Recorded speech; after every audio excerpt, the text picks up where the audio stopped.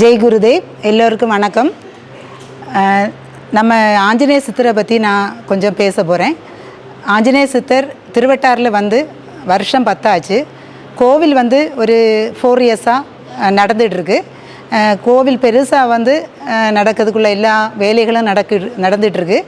இப்போ கலியுகத்தில் ஆஞ்சநேயர் இறங்கி ஆஞ்சநேய சித்தர் வழியாக நமக்கு நிறைய அற்புதங்கள், நிறைய நல்ல காரியங்கள் செய்துட்ருக்கிறாரு. இப்போ நம்ம எல்லாருக்கும் வந்துகிட்ருக்கு.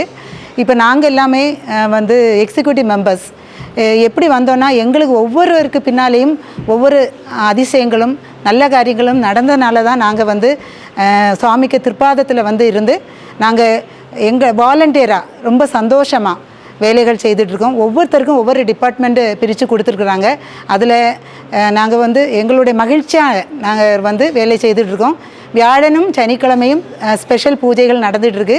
அந்த வியாழக்கிழமையும் சனிக்கிழமையும் நாங்கள் குடும்பமாக பிள்ளைகளோடு சந்தோஷமாக பூஜையில் அட்டன் பண்ணி நமக்கு கொடுத்துருக்க எல்லா வேலைகளையும் நாங்கள் சந்தோஷமாக செய்துட்ருக்குறோம்.